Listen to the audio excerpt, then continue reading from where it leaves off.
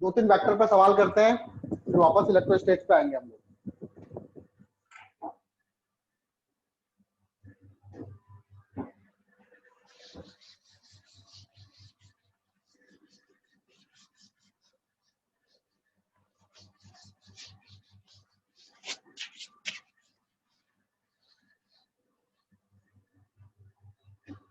ठीक है, वेक्टर पढ़ा रहा हूं मैं, क्योंकि वेक्टर काफी जरूरी है। जब तक हम वेक्टर नहीं आएगा इलेक्ट्रोस्टैटिक्स के सवाल नहीं आएंगे हम लोगों को। तो क्वेश्चन देखो, रिजोल्यूशन पूरा हो ही गया था, शायद ये बाकी रह गया था।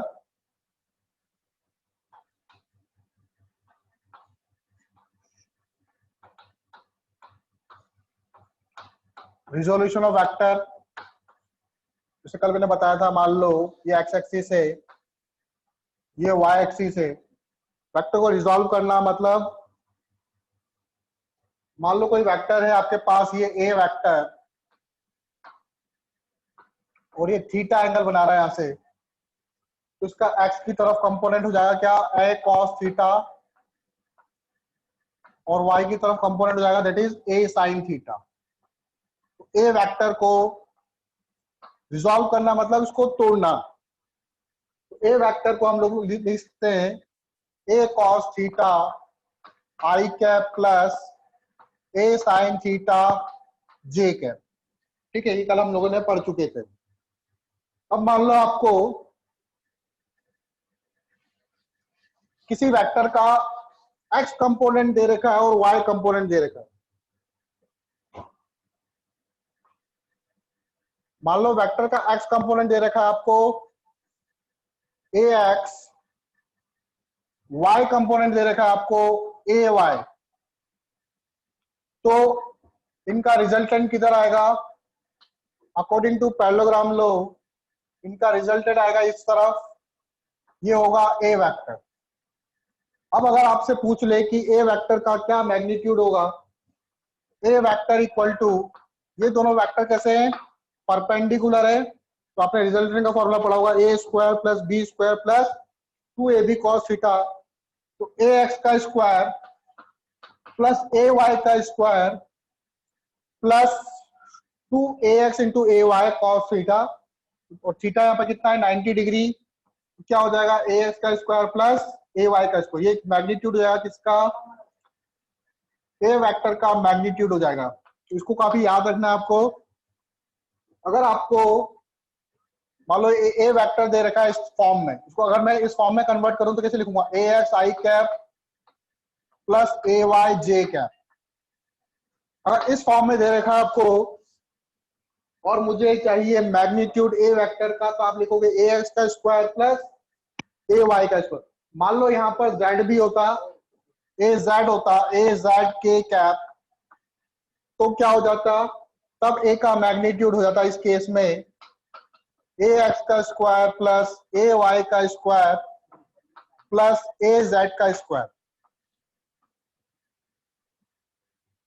अब आपसे पूछ ले किसका एंगल कितना होगा, मान लो ये एक्स से एंगल बना रहा है अल्फा, तो अल्फा की वैल्यू क्या होगी, तो tan अल्फा बराबर ये हो जाएगा ए वाई अपॉन, देखो ये ए वाई होगा और ये ए एक्स, ये एक राइट एंगल ट्राइंगल बन रहा है, परपेंडिकुलर आपका ए वाई हो जाएगा, ए वाई अपॉन ए एक्स। इस फॉर्मूले का यूज करके आप एंगल निकाल सकते हो।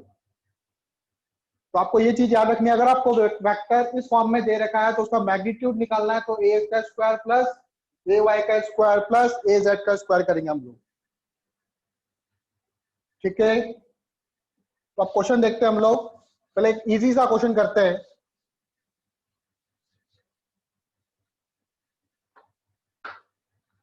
सपोज करो ए वेक्टर इक्वल टू दे रखा है आपको 2i cap minus J cap. Find magnitude of A vector, find magnitude of A vector and its angle with x-axis x axis से ये वेक्टर कितना एंगल बना रहा होगा ये बताना मुझे। इस क्वेश्चन को करके बताओ फटाफट।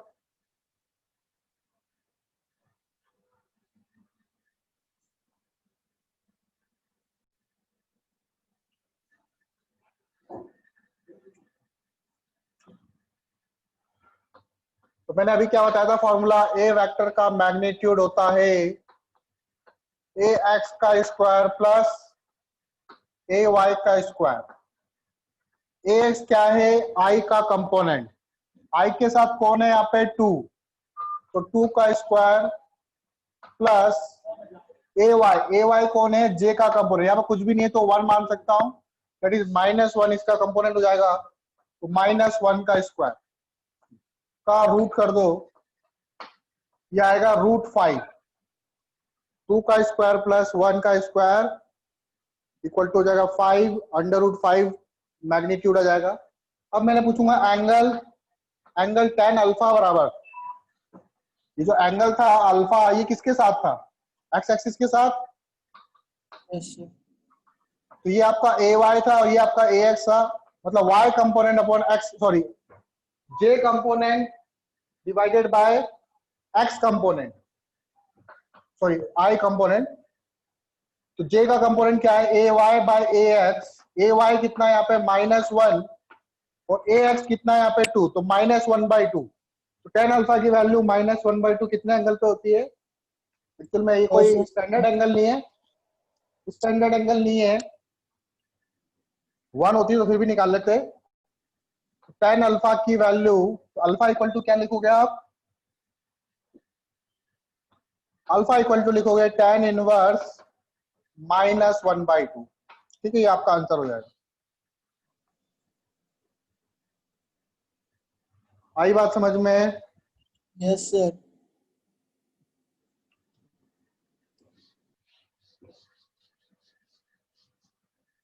चलो एक इजी सा सवाल कर लो आप,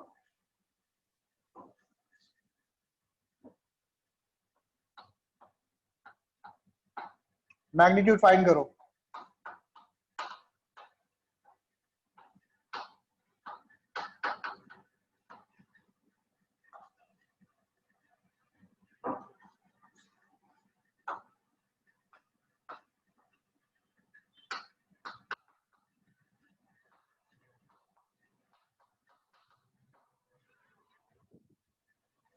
चलो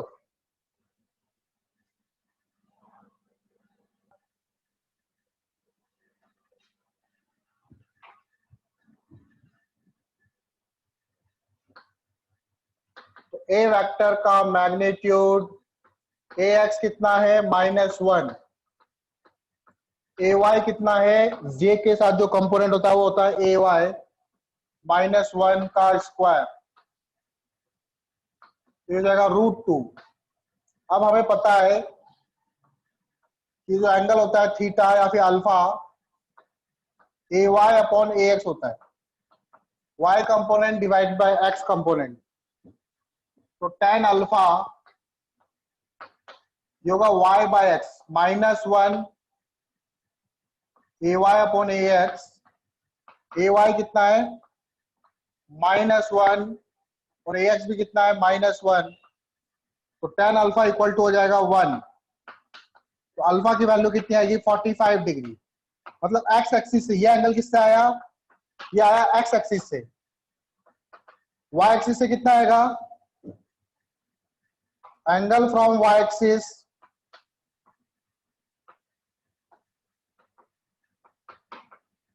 that is 90 minus alpha, तो 90 minus 45 कितना आएगा 45, ठीक है। Yes sir. ये तो आसान सवाल है, आप लोगों ने वेक्टर पे क्वेश्चन नहीं करे, बेसिक अगर वीक होगा बेटा फिर आगे प्रॉब्लम आएगी।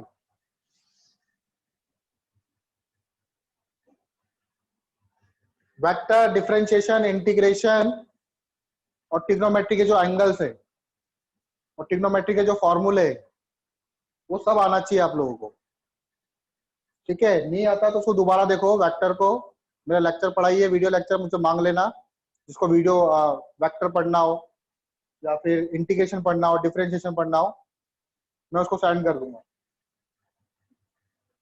अब देखो आगे next question, find a vector whose magnitude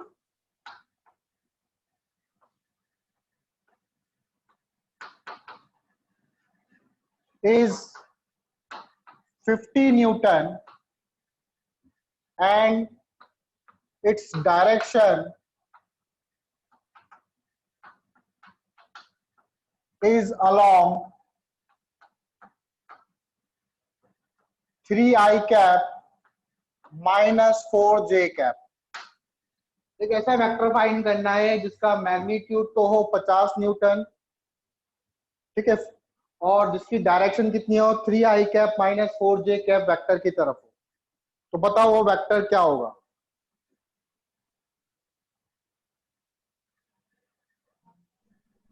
find a vector जिसका मैग्नीट्यूड हो कितना 50 न्यूटन और जिसकी डायरेक्शन कितनी हो, इस ये जो वेक्टर दे रखा है इस वेक्टर की डायरेक्शन की तरफ हो। तो मान लो पहले कि ये वेक्टर जो है इसको ए वेक्टर मान लिया, let A vector equal to 3i cap minus 4j cap. ठीक है, कल मैंने आप लोगों को यूनिट वेक्टर के बारे में बताया था। यूनिट वेक्टर कैसे निकालते हैं, किसी वेक्टर को अगर मैं उसके मैग्नीट्यूड से डिवाइड कर देता हूं तो यूनिट वेक्टर बनता है। यूनिट वेक्टर का फॉर्मूला क्या होता है, ए कैप बराबर होता है ए वेक्टर डिवाइडेड बाय ए का मैग्नीट्यूड, ए वेक्टर का मैग्नीट्यूड। तो किसी वेक्टर को अगर उसके मैग्नीट्यूड से डिवाइड कर दोगे तो आपके पास बन जाएगा यूनिट वेक्टर। अब मेरे को एक ऐसा वेक्टर बनाना है जिसका मैग्नीट्यूड होना चाहिए 50 न्यूटन और जिसकी डायरेक्शन होनी चाहिए 3i कैप माइनस 4j, मतलब ए वेक्टर की तरफ होनी चाहिए। अगर सपोज करो मैंने ऐसे लिखा 10a कैप, कोई वेक्टर बनाया मैंने, इसका मैग्नीट्यूड कितना है 10 और इसकी डायरेक्शन किस तरफ है, ए कैप का मतलब ए वेक्टर की तरफ ही, ए कैप का मतलब क्या है, ए वेक्टर की तरफ ही। ठीक है, किसी वेक्टर की डायरेक्शन को कौन रिप्रेजेंट करता है, यूनिट वेक्टर। कल भी बताया था मैंने 10 न्यूटन का फोर्स लग रहा है लेकिन मैं 10 आई कैप लिख देता हूं, तो इसका मतलब इसकी डायरेक्शन किधर है, एक्स तरफ। अब इसको मैं इसके मैग्नीट्यूड से डिवाइड कर देता हूं तो क्या आएगा, आई कैप ही आएगा। अब आई कैप मतलब 1 आई कैप, मतलब अब 1 न्यूटन का फोर्स लग रहा है इस तरफ, एक्स की तरफ। ठीक है, तो किसी भी वेक्टर को, तो मुझे एक ऐसा वेक्टर बनाना है जिसका मैग्नीट्यूड हो 50, तो मैं बोलूंगा, मान लेते हैं वो वेक्टर है बी, उसका मैग्नीट्यूड हो गया 50 और उसकी डायरेक्शन, मतलब अगर मैं इस वेक्टर से इसका यूनिट वेक्टर निकाल लेता हूं, यूनिट वेक्टर क्या रिप्रेजेंट करता है, डायरेक्शन को। अगर मैं यूनिट वेक्टर निकाल लेता हूं, यूनिट वेक्टर से इसको मल्टीप्लाई कर देता हूं तो मेरे पास रिक्वायर्ड वेक्टर आ जाएगा, दैट इज बी वेक्टर। तो 50 ए का, अब ये जो वेक्टर बना इसका मैग्नीट्यूड कितना है 50 और डायरेक्शन किस तरफ है, ए वेक्टर की तरफ है, क्योंकि ए कैप लिखा मैंने। बात समझ में आई? यस। ठीक है, अब ए कैप कैसे निकालोगे, ए कैप बराबर होता है ए वेक्टर डिवाइडेड बाय ए का मैग्नीट्यूड। ए वेक्टर तो मैं लिख दूंगा लेकिन ए का मैग्नीट्यूड कैसे निकालूंगा, तो अभी मैंने मैग्नीट्यूड निकालना सीखा था कि ए का मैग्नीट्यूड एक्स कंपोनेंट का स्क्वायर प्लस वाई कंपोनेंट का स्क्वायर, दैट इज 3 का स्क्वायर प्लस माइनस 4 का स्क्वायर का अंडर रूट। 3 का स्क्वायर होता है 9, माइनस 4 का स्क्वायर होता है 16, 16 प्लस 9 होता है रूट 25, रूट 25 का मतलब होता है 5, तो मैग्नीट्यूड आ जाएगा इसका 5। ए निकल गया आपका, ए कैप कितना हो जाएगा, ए कैप हो जाएगा आपका 3i cap minus 4j cap, ये तो ए वेक्टर है, डिवाइडेड बाय ए का मैग्नीट्यूड कितना है 5, तो 5 से डिवाइड कर दो इसको, ये आपका बन गया क्या, ए कैप बन गया। नाउ रिक्वायर्ड वेक्टर आपका क्या हो जाएगा, रिक्वायर्ड वेक्टर जो वेक्टर हमको चाहिए that is B vector equal to हो जाएगा 50 into A cap that is 3i cap minus 4j cap divided by 5 से कैंसिल 10 टाइम्स, तो बी वेक्टर इक्वल टू आ जाएगा 30i cap minus 40j cap. आप चाहो तो इसका मैग्नीट्यूड निकाल लो, 50 आएगा। आया समझ में?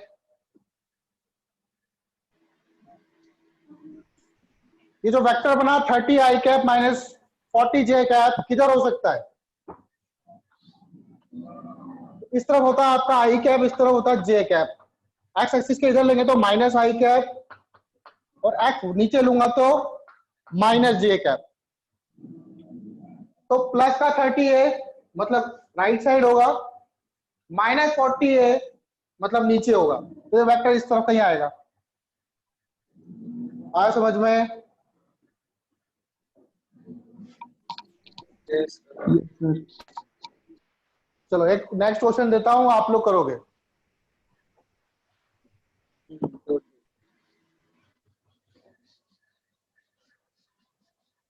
Find a vector whose magnitude is 26 and its direction is minus 12i cap plus 5j cap.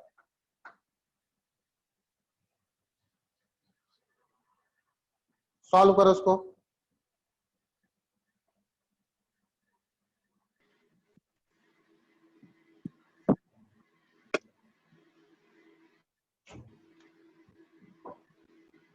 तो let a vector equal to minus 12i cap plus 5j cap, ठीक है, इसको तो हमने मान लिया। और रिक्वायर्ड वेक्टर क्या होगा आपका, that is B vector equal to 26 का मैग्नीट्यूड होना चाहिए into A cap.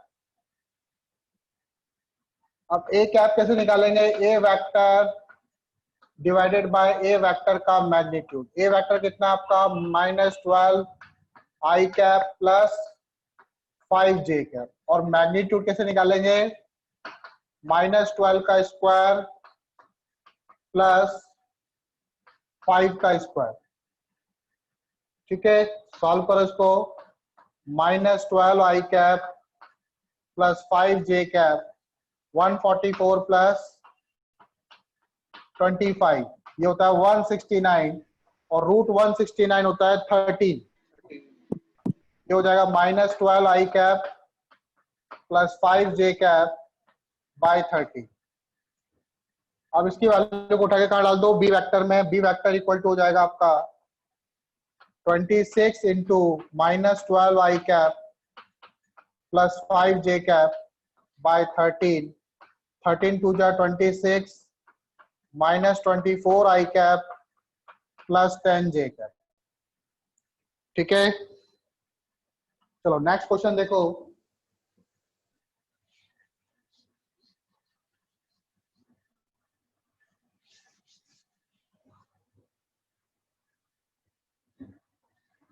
Find a vector whose magnitude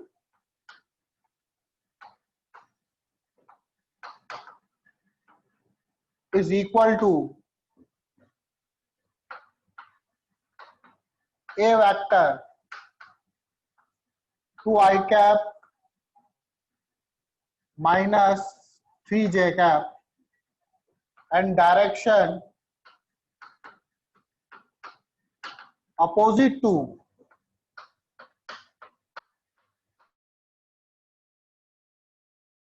vector that is I cap plus j।